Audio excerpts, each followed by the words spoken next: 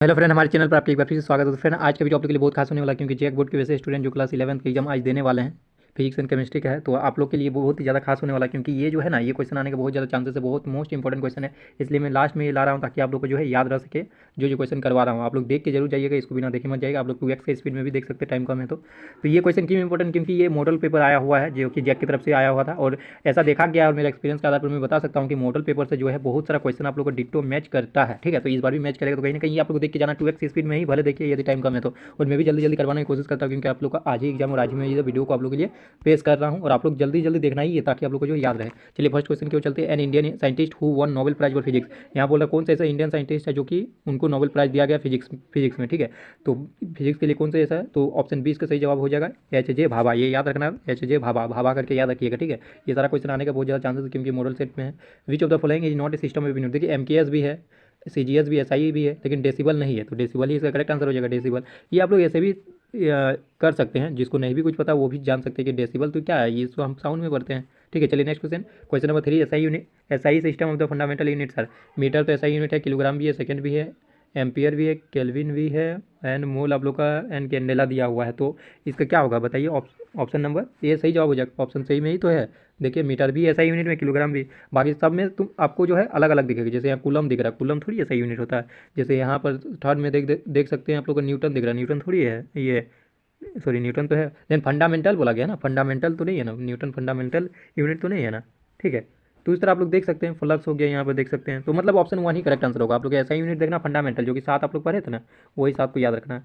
चलिए next question, question number 4 की ओर चलते हैं। Vehicle travels half the distance, मतलब मान लीजिए हाफ डिस्टेंस बोल रहा है, किससे कवर कर रहा है, V1 स्पीड से, and half distance with V2 then average speed. देखिए मान लीजिए टोटल डिस्टेंस जो है 2x है, ये टोटल डिस्टेंस 2x है, हाफ डिस्टेंस किससे कवर कर रहा है, V1 से, और हाफ डिस्टेंस V2 से। तो इसका एवरेज स्पीड पूछ रहा है, तो V एवरेज का फॉर्मूला क्या होता है, total distance divided by total time. Total distance क्या होगा 2x, अभी पता है ना, x और x, आधा डिस्टेंस और आधा डिस्टेंस 2x हो गया। और टाइम क्या होता है, टाइम क्या हो जाएगा, टाइम क्या हो जाएगा बताइए, time equal to V by S by V हो जाएगा, एस बाई वी, मतलब कि एक्स बाई V1, T1 क्या हो जाएगा एक्स बाई V1, और T2 क्या हो जाएगा एक्स बाई V2। तो यहाँ पर पुट कीजिए x by V1 plus T1 plus T2 put कीजिएगा, टोटल टाइम पुट कीजिएगा। तो यहाँ से यहाँ तक का टाइम कितना लगेगा एक्स बाई V1, और यहाँ से यहाँ तक का टाइम कितना लगेगा एक्स बाई V2। तो दोनों को पुट करना है, जोड़ना है, तो एक्स बाई V2। इसको सॉल्व कीजिए तो कितना आ जाएगा, एक्स एक्स तो कॉमन लेके कैंसिल कर दीजिएगा, और ऊपर में आप लोग सॉल्व कीजिए कुछ इस तरह से आ जाएगा 2V1 V2 divided by V1 plus V2, किसमें 2V1 V2 divided by V1 plus V2, option C में। तो ऑप्शन सी जो है 4 का करेक्ट आंसर हो जाएगा। चलिए नेक्स्ट क्वेश्चन को चलते, क्वेश्चन नंबर 5 में क्या कहा जा रहा है देखिए, which of the following can be use to describe how fast an object is moving along with the direction of motion at given instant of time. तो 5 का आप लोग ऑप्शन नंबर देखिए क्या हो जाएगा, गिव क्या बोल रहा है, moving along with direction of motion at given instant of time. Instant का बात किया जा रहा है ना, तो इंस्टेंट में आप लोग क्या देख सकते हैं, इंस्टेंटेनियस वेलोसिटी आप लोग सही हो जाएगा, इंस्टेंटेनियस वेलोसिटी आप लोग का जो है सही हो जाएगा। वहाँ पर देख सकते हैं इंस्टेंटली कि कितना स्पीड ये चल रहा है। नेक्स्ट क्वेश्चन को चलते, क्वेश्चन नंबर 6। इसमें क्या कहा जा रहा है, मैक्सिमम रेंज। तो रेंज का फॉर्मूला क्या होता है, रेंज का फॉर्मूला आप लोग का होता है u square sine two theta by g, u square sine two theta by g. तो मैक्सिमम कब हो जाएगा, जब साइन टू थीटा का वैल्यू 1 हो जाएगा, जब साइन टू थीटा का वैल्यू 1 हो जाएगा। साइन टू थीटा का वैल्यू कब होता है, जब थीटा इक्वल टू क्या होता है, मतलब ये एंगल जो है वो 90 डिग्री हो जाएगा, मतलब 2 थीटा इक्वल टू 90 डिग्री। तो थीटा क्या हो जाएगा, थीटा इसका आधा हो जाएगा 45 डिग्री, मतलब 45 डिग्री होना चाहिए। और रेंज मैक्सिमम कितना हो जाएगा, u square sine two theta by g होता है, तो साइन टू थीटा का वैल्यू आप लोग 1 पुट कर दीजिए, तो यू स्क्वायर बाई जी हो जाएगा, और थीटा 45 डिग्री हो गया। ये किस में है देखिए, ये आप लोग का ऑप्शन ए में है, 6 का ऑप्शन ए इसका करेक्ट आंसर होगा। चलिए नेक्स्ट क्वेश्चन को चलते हैं, question number 7। A body travels along the circumference of a circle of radius दिया 2 मीटर विद लीनियर वेलोसिटी, जो कि भी दिया हुआ आप लोग को 6 मीटर पर सेकंड। तो बोला जा रहा है एंगुलर वेलोसिटी, ये आप लोग को रिलेशन पता होगा, V equal to R omega, V equal to R omega पता है, तो ओमेगा इक्वल टू क्या हो जाएगा, omega equal to V by R, यही पूछ रहा है। तो V बाई आर कीजिए तो कितना होगा, V 6 है एंड R 2 है, तो यानी 3 रेडियन पर सेकंड, किसमें ऑप्शन बी में। तो ऑप्शन बी जो है इसका करेक्ट आंसर हो जाएगा। नेक्स्ट क्वेश्चन को चलते हैं, क्वेश्चन नंबर 8। इसमें कहा जा रहा है acceleration is which type of physical quantity है, तो सभी को पता रहता है एक्सेलरेशन जो है एक वेक्टर क्वांटिटी है, तो 8 का ऑप्शन नंबर ए सही जवाब हो जाएगा। नेक्स्ट क्वेश्चन को चलते हैं, क्वेश्चन नंबर 9। इसमें क्या कहा जा रहा है देखिए, a a student study some equation, power दिया हुआ, फोर्स दिया हुआ, मतलब सबका फॉर्मूला दे दिया गया, वेलोसिटी दिया हुआ है, डिस्प्लेसमेंट ये तो फॉर्मूला दिया, how many vector quantity are contain in the equation, कितने वेक्टर क्वांटिटी ये हम लोग को बताना है। तो ऑप्शन नंबर 2 सही जवाब हो जाएगा, सॉरी ऑप्शन बी सही जवाब हो जाएगा, जिसमें 2 दिया हुआ। क्यों 2 ही सही होगा, क्योंकि यहाँ पर देख सकते हैं ना, यहाँ पर देख सकते हैं वेक्टर क्वांटिटी क्या है, एक फोर्स हो गया, एक वेलोसिटी हो गया। ठीक है, तो चलिए नेक्स्ट क्वेश्चन को चलते हैं, क्वेश्चन नंबर 10। इसमें क्या कहा जा रहा है, to shake off water from wet cloth it is common to give it sudden jerk in doing so we are taking advantage on, मतलब गीले कपड़े को सुखाने के लिए आप लोग क्या करते हैं, मतलब झटका लगाते हैं। तो ऐसा करने में क्या होता है, हम लोग किस चीज़ का एडवांटेज मिलता है, किस चीज़ का एडवांटेज मिलता है, हमें किसका लाभ, हम किस चीज़ का लाभ उठा रहे हैं, ये हम लोग पूछा जा रहा है। ठीक है, तो इसका ऑप्शन नंबर आप लोग का ये सही जवाब हो जाएगा, Newton's first law of motion. Newton's first law of motion सही तो होता है ना, इनर्शिया चेंज। ठीक है, तो चलिए नेक्स्ट क्वेश्चन को चलते, क्वेश्चन नंबर 11।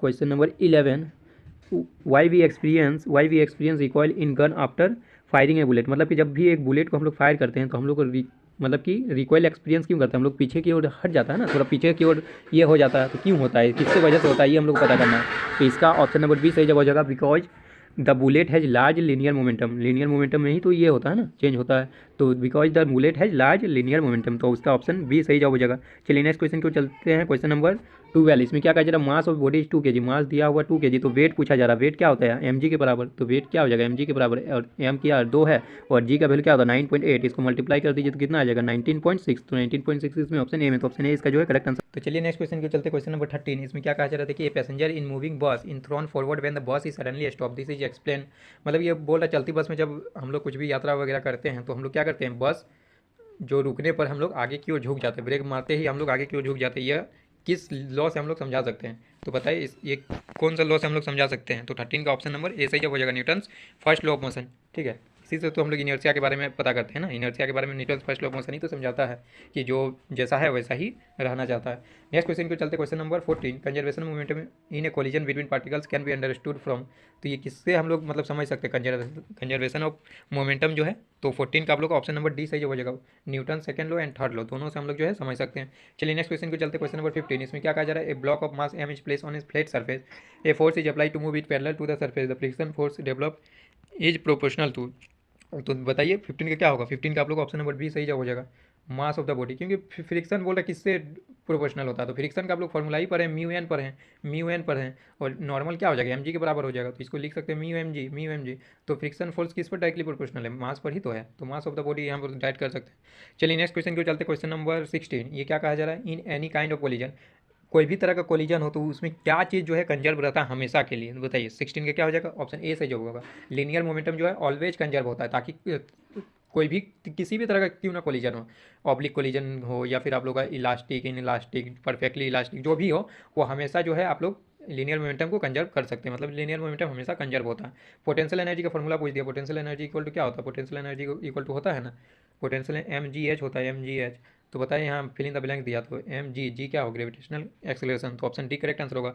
18 की ओर चलते, area under force displacement graph is, तो 18 का क्या होगा, ये तो आप लोग को पता ही होगा, वर्क डन देता है फोर्स, और आप लोग क्या दिया, फोर्स और किसका डिस्प्लेसमेंट का एरिया बोल रहा है, फोर्स और डिस्प्लेसमेंट का एरिया क्या देगा आप लोग को, वर्क डन ही तो देगा, वर्क डन ही तो होता है integral F dot D S, F dot D S, ठीक है, यही तो होता है फोर्स इंटू डिस्प्लेसमेंट, इसका इंटीग्रेशन ही तो होता है, और इंटीग्रेशन करते हैं मतलब क्या, उसका एरिया ही लेते हैं, तो एरिया अंडर फोर्स और डिस्प्लेसमेंट ग्राफ क्या देगा आपका, वर्क डन देगा, तो ऑप्शन सी करेक्ट आंसर होगा।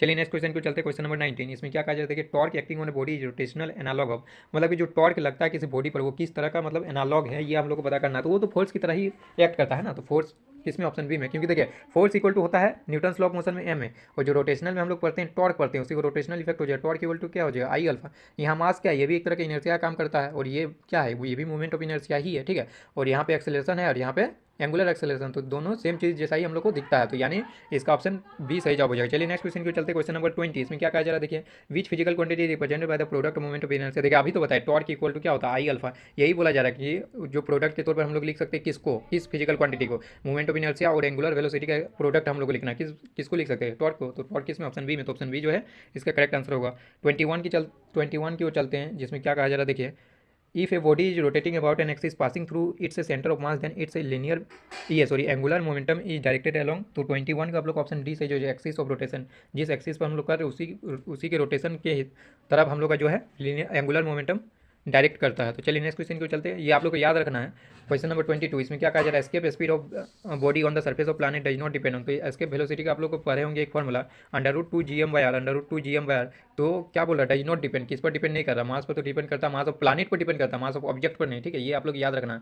तो रेडियस ऑफ प्लैनेट इस पर भी डिपेंड करता है, देखिए रेडियस भी है, मास ऑफ प्लैनेट भी है, लेकिन बोला जा रहा है मास ऑफ बॉडी, मैंने अभी बताया ना मास ऑफ ऑब्जेक्ट पर डिपेंड नहीं करता है, मास ऑफ प्लैनेट पर डिपेंड करता है, तो मास ऑफ ऑब्जेक्ट या फिर मास ऑफ बॉडी पर वो डिपेंड नहीं करता, जी पर भी तो डिपेंड करता है, मतलब ऑप्शन सी ही इसका सही जवाब हो जाएगा, जो कि मास ऑफ बॉडी पर डिपेंड नहीं करता, जैसे कि मैंने फॉर्मूला पर दिखा दिया। चलिए नेक्स्ट क्वेश्चन को चलते, question number 23। The acceleration due to gravity on the earth surface, earth के सरफेस पर कितना होता है ये हम लोग को पता करना है। तो 23 का आप लोग का जो ऑप्शन ए सही जवाब होगा, मैक्सिमम 8। चलिए नेक्स्ट क्वेश्चन को चलते, क्वेश्चन नंबर 24। इसमें क्या जाता है, escape velocity of body depends upon mass as. अभी बताया ना कि एस्केप वेलोसिटी का फॉर्मूला क्या होता है। एस्केप वेलोसिटी का फॉर्मूला होता है √2gm/r, √2gm/r होता है एस्केप वेलोसिटी का फॉर्मूला। तो यहाँ बोल रहा है velocity of body depends upon mass as, तो किस मास पर किस तरह डिपेंड करता है वो हम लोग को चीज़ बताना, लेकिन यहाँ पर थोड़ा सा मास किस चीज़ का लेना है वो तो बताया ही नहीं, ठीक है, बॉडी का मास लेना है। अच्छा, वेलोसिटी ऑफ बॉडी यहाँ पर लिखा हुआ तो हो सकता है बॉडी का ही मास कहा गया होगा। प्लानेट का कहता तो प्लानेट का मास पर भी डिपेंड करता, लेकिन बॉडी के मास पर तो डिपेंड नहीं करता है, ठीक है, बॉडी के मास पर डिपेंड करता नहीं करता, तो क्या होगा, एम का पावर 0 हो जाएगा, एम का पावर 0 हो जाएगा, तभी तो पता चलेगा कि बॉडी के पावर बॉडी पर डिपेंड नहीं कर रहा, बॉडी के मास पर डिपेंड नहीं कर रहा। एम का पावर 0 यानी कि एम का पावर 0 इक्वल टू क्या हो जाएगा, 1 ही हो जाएगा ना। किसी का भी पावर 0 होता है तो वो क्या होता है, 1 ही होता है। तो 1 होता है मतलब कि इस पर डिपेंड ही नहीं कर रहा है, इसलिए एम का पावर 0 हम लोग लिख दिए, ठीक है। यदि बोलता है कि डज नॉट डिपेंड तो उसी पर हम लोग टिक लगाते, तो एम का पावर 0 दिया हुआ तो एम का पावर 0 इसका करेक्ट आंसर होगा। चलिए next question 25। Hydrochloric brakes work on the basis of, किस नियम पर अब जो हाइड्रोक्लोरिक ब्रेक्स है वो काम करता है, ये हम लोग को बताना। तो 25 का ऑप्शन बी सही जवाब हो जाएगा, पास्कल्स लॉ। चलिए नेक्स्ट क्वेश्चन को चलते, क्वेश्चन नंबर 26। इसमें क्या कहा जा रहा है, देखिए 26 में कहा जा रहा है, ये बॉडी मैं जल्दी जल्दी करवाने की कोशिश कर रहा हूँ ताकि आप लोग का जो है एग्जाम सामने है ना, आज ही एग्जाम देना है, तो जल्दी जल्दी देख के आप लोग जाइएगा, ये बहुत इंपॉर्टेंट क्वेश्चन है सब। ये body is falling freely in viscous liquid finally it, तो क्या होगा ये हम लोग को पता करना है। जो कोई भी चीज़ जो है जो आप लोग का फॉलिंग फ्रीली मतलब फ्रीली फॉल करता है विस्कस लिक्विड में, तो फाइनली क्या होता है ये हम लोग को पता करना है। तो 26 का आप लोग का ऑप्शन ए सही जवाब हो जाएगा, फॉल्स विद कांस्टेंट वेलोसिटी, गिरता है लेकिन एक कांस्टेंट वेलोसिटी के साथ। चलिए नेक्स्ट क्वेश्चन को चलते, क्वेश्चन नंबर 27, जिसमें कहा जा रहा है viscous force does not depend upon, किस पर डिपेंड नहीं करता विस्कस फोर्स, तो ये तो आप लोग पता ही होगा, जो ऑप्शन ए सही जवाब हो जाएगा, वेलोसिटी पर डिपेंड नहीं करता, ठीक है। चलिए नेक्स्ट क्वेश्चन को चलते हैं, question number 28। The velocity up to which the flow of liquid remains streamlined and above which it becomes turbulent is called, तो इसको क्या कहा जाता है ये आप लोग को पता करना है। तो 28 का जो है आप लोग का ऑप्शन नंबर ये सही जवाब हो जाएगा, क्रिटिकल वेलोसिटी। इसको क्या कहा जाता है, क्रिटिकल वेलोसिटी। जो वेलोसिटी क्या होता है, up to which the flow of liquid remains streamlined, मतलब ठीक है। तो चलिए नेक्स्ट क्वेश्चन को चलते, क्वेश्चन नंबर 29। इसमें कहा जल्दी जल्दी करवा रहा हूँ और ज़्यादा एक्सप्लेन नहीं कर रहा हूँ, ठीक है, आप लोग समझ जाइएगा। A steel wire is loaded by 2 weight kg, मतलब कि एक स्टील वायर है, एक स्टील वायर है, उसमें 2 kg का वेट जो है 2 kg का वेट जो है लोड किया गया है। If radius of the wire is double then its extension will become, तो 29 में आप लोग क्या कहा जा रहा है पता है, कि जो इस वायर का रेडियस है उसको डबल कर दिया गया। पहले मान लीजिए r रेडियस का था तो अब कर दिया 2r रेडियस का, ठीक है। तो then its extension will become, तो आप लोग सबसे पहले जो हुक्स लॉ जानते होंगे, जो स्ट्रेस है वो डायरेक्टली प्रोपोर्शनल टू स्ट्रेन होता है। तो force upon area equal to क्या लिखते हैं, Young's modulus into delta L by L. तो हम लोग को रिलेशन चाहिए, हम लोग को रिलेशन किस में चाहिए, डेल्टा एल और एरिया के अंदर रिलेशन चाहिए। तो मतलब यहाँ से आप लोग देख सकते हैं delta L inversely proportional to a है, inversely proportional to a, delta L inversely proportional to a, बाकी सारा कांस्टेंट था। फोर्स तो वही लगता है क्योंकि जो 2 kg का आप लोग का ऑब्जेक्ट है तो फोर्स तो सेम ही लगता ना 20 न्यूटन का। तो delta L directly proportional to 1 by area हो जाएगा। और एरिया का फॉर्मूला क्या होता है, एरिया डायरेक्टली प्रोपोर्शनल टू क्या होता है, मान लीजिए पाई r स्क्वायर होता है, तो area directly proportional to r square होता है। तो हम लोग यहाँ से ये भी लिख सकते हैं delta L inversely proportional to r square, ये चीज़ लिख सकते हैं, ठीक है, ये चीज़ लिख सकते हैं। मतलब कि आप लोग क्या देखे थे, इस वायर का रेडियस r है तो इस वायर का रेडियस 2r कर दिया था। मतलब कि यहाँ से आप लोग देख सकते हैं डेल्टा एल क्या है, inversely proportional to r square है। मतलब रेडियस को 2 टाइम्स कीजिएगा, मान लीजिए पहले तो इस तरह से था, अब रेडियस को हम लोग 2 टाइम्स कर दिए, तो रेडियस को 2 टाइम्स करने पर क्या हो जाएगा, 4r स्क्वायर हो जाएगा। मतलब कि ये इनिशियल डेल्टा एल था और ये फाइनल डेल्टा एल है, ये इनिशियल डेल्टा एल था और ये फाइनल डेल्टा एल है, मतलब कि 1/4 हो गया, समझ गए ना, 1/4 ऑप्शन सी में है। जल्दी जल्दी करवाने का कोशिश कर रहा हूँ। चलिए next question, the best ideal black body, जो ब्लैक बॉडी होता है जो कि एब्जॉर्ब कर लेता है किसी को भी, तो बेस्ट आइडियल ब्लैक बॉडी क्या हो सकता है ये आप लोग पूछा जा रहा है। तो 30 का जो आप लोग ऑप्शन डी सही जवाब हो जाएगा, hollow enclosure black and inside and having a small hole, तो ये याद रखिएगा। Next question 31, the translation kinetic energy of gas molecule at temperature T of 1 mole of gas is, देखिए ट्रांसलेशन काइनेटिक एनर्जी बताना है जो कि टेम्परेचर टी पर, और मोल क्या दिया हुआ है 1 मोल दिया हुआ। तो 31 का आप लोग ऑप्शन नंबर ए सही जो हो जाएगा 3/2 RT, ये आप लोग याद रखना 3/2 RT, और पर मॉलिक्यूल बोलता तो हाफ KT हो जाता है, ठीक है। चलिए नेक्स्ट क्वेश्चन को चलते, क्वेश्चन नंबर 32। इसमें क्या जरा which of the following parameters does not characterise the thermodynamic state of matter, ये तो आप लोग बताइए होगा, वर्क करता नहीं करता, वॉल्यूम करता है, प्रेशर करता है, टेम्परेचर करता है, वर्क नहीं करता, तो वर्क ही इसका फाइनल आंसर हो जाएगा, ऑप्शन ए जो है 32 का आंसर हो जाएगा।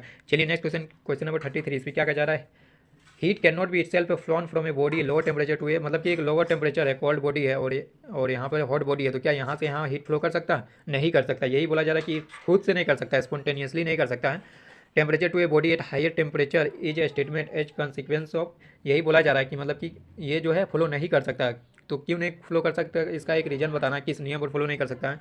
Higher temperature is a statement as consequence of, इसका क्या मतलब परिणाम स्वरूप होता है वो आप लोग को बताना है। तो 33 का आप लोग को ऑप्शन डी सही जब हो जाएगा, second law of thermodynamics. Second law of thermodynamics तो ये बोलता है कि स्पॉन्टेनियस कौन होता है, स्पॉन्टेनियस नॉन स्पॉन्टेनियस कौन होता है। तो चलिए नेक्स्ट क्वेश्चन की चलते, क्वेश्चन नंबर 34। इसमें क्या कहा जा रहा है, हीट इंजन पर आधारित क्वेश्चन है जिसमें एफिशिएंसी 1/6 दिया हुआ है और टेम्परेचर ऑफ सिंक का, यदि सिंक का टेम्परेचर 62 डिग्री सेल्सियस से कम कर दिया जाता है तो एफिशिएंसी जो है डबल हो जाता है। डबल मतलब क्या, 1/6 का डबल क्या होगा, 1/3 हो जाता है एफिशिएंसी।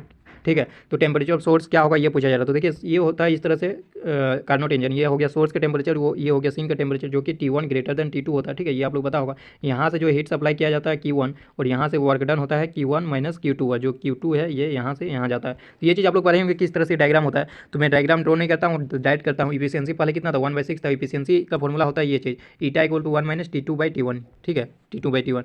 तो क्या 1/6 था टेम्परेचर और 1 माइनस T2/T1। T2 क्या सोर्स का टेम्परेचर एंड T1 ये T2 क्या सिंक का टेम्परेचर, T1 क्या सोर्स का टेम्परेचर, ये चीज़ आप लोग पता होगा। ठीक है, तो T2/T1 क्या हो जाएगा, T2/T1 यहाँ से पुट कीजिए तो 5/6 हो जाएगा। मतलब एक इक्वेशन तो यहाँ से निकल गया 5/6, T2/T1 का वैल्यू, T2/T1 का वैल्यू क्या हो गया 5/6। एंड दूसरा इक्वेशन आप लोग निकाल के बता देता हूँ और आप लोग सॉल्व कर लीजिएगा। दूसरा इक्वेशन बोल रहा है डबल हो जाता है, 1/6 का डबल क्या होगा 1/3, 1 माइनस T2/T1। तो बोल रहा है sink is reduce by 62 degree Celsius. Sink का टेम्परेचर जो है रिड्यूस किया गया है, सिंक का टेम्परेचर रिड्यूस किया गया, सोर्स का नहीं। तो सिंक का टेम्परेचर रिड्यूस कर दीजिए, T2 minus 62 divided by T1। तो ये चीज़ क्या होगा, T2 minus 62 divided by T1 equal to 1 minus 1/3, 2/3 हो जाएगा। दो इक्वेशन मिल गया ना। पहला इक्वेशन क्या था, T2/T1 equal to 5/6 and T2 minus 62/T1 equal to 2/3। तो यहाँ से आप लोग क्या निकालना, सोर्स का टेम्परेचर, सोर्स का टेम्परेचर बोले तो T1 निकालना है। तो दो इक्वेशन दो वेरिएबल आप लोग T1 निकाल सकते हैं। तो T1 निकालेंगे तो 99 डिग्री सेल्सियस आएगा, केल्विन में आएगा, उसको डिग्री सेल्सियस में चेंज कर लीजिएगा। ठीक है, इतना तो कर ही सकते हैं। 35 को चलते हैं, काइनेटिक मतलब केटीजी पर आधारित क्वेश्चन है। 8 एब्सोल्यूट जीरो टेम्परेचर में क्या होता है, तो मोलिकुलर मोशन स्टॉप्स हो जाए, तो ऑप्शन सी इसका करेक्ट आंसर होगा। 36 को चलते in gases a sound wave is longitudinal only, सिर्फ लॉन्गिट्यूडनल होता है, ट्रांसवर्स नहीं होता है। तो ऑप्शन ए सही जवाब हो जाएगा। चलिए नेक्स्ट क्वेश्चन, क्वेश्चन नंबर 37। इसमें भी देखिए आप लोग का एक फिर से फ्रीक्वेंसी पर आधारित क्वेश्चन दे दिया है। 20 ऑसिलेशन 2.5 सेकंड में, 2.5 सेकंड में ऑसिलेशन कितना है, 20 वाइब्रेशन। तो हम लोग एक सेकंड में कितना वाइब्रेट करता है उसी को ये फ्रीक्वेंसी बोला जाता है। तो 2.5 सेकंड में 20, तो एक सेकंड में कितना हो जाएगा, ये तो यूनिटरी मेथड आप लोग लगा सकते हैं। 2.5, तो 2.5 को यहाँ 10 से मल्टीप्लाई कर देते हैं। तो यहाँ क्या होगा 25 चौक 100 और यहाँ 8, मतलब 8 हर्ट्ज का फाइनल आंसर होगा। समझ रहे ना, फ्रीक्वेंसी मतलब क्या होता है एक सेकंड में। फिर से एक फ्रीक्वेंसी का क्वेश्चन आ गया, 78 टाइम्स 1 मिनट में, मतलब 1 मिनट में कितना सेकंड होता है, 60 सेकंड में 78 टाइम्स ऑसिलेट करता है। तो एक सेकंड में कितना होगा 78/60। इसको सॉल्व कीजिएगा तो आप लोग कितना आएगा 1.3 हर्ट्ज, 1.3 हर्ट्ज इसका आंसर होगा। 39 को चलते हैं, विच of the following is not essential for SHM. तो इसका आंसर होगा ऑप्शन ए ग्रेविटी। ये चीज़ आप लोग याद रखना। 40 लास्ट क्वेश्चन है, restoring force directly proportional to minus x, मतलब कि डायरेक्टली प्रोपोर्शनल टू डिस्प्लेसमेंट। ठीक है, माइनस साइन डिनोट करता है कि ये रीस्टोरिंग फोर्स है। ठीक है, तो ऑप्शन ए इसका करेक्ट आंसर होगा। और आई होप आप लोग को समझ में आ गया होगा और जल्दी जल्दी करवाने का प्रयास किया, जिसके कारण हो सकता है बहुत सारा क्वेश्चन आप लोग समझ में ना आए, तो उसके लिए मुझे खेद है। लेकिन आप लोग क्या कीजिएगा, जो बताया, जो समझ में नहीं आया उसको याद कर लीजिएगा, ताकि हो सकता है, क्योंकि ये मॉडल पेपर का क्वेश्चन है ना, और इसी साल का मॉडल पेपर जैक बोर्ड में देखा गया है कि मॉडल पेपर क्वेश्चन से बहुत सारा क्वेश्चन जो है डिट्टो मैच करता है। इसलिए मैंने सोचा क्यों ना इसको बना दिया जाए। आप लोग बहुत कोई रिक्वेस्ट कर रहे थे फिजिक्स का लाइए, केमिस्ट्री का आप लोग बहुत सारा प्यार दिए, और इसमें भी आई होप आप लोग प्यार दिए होंगे। चलिए आज के लिए इतना, तब तक के लिए take care and bye bye. Math का भी जल्दी से जल्दी वीडियो बना दूंगा।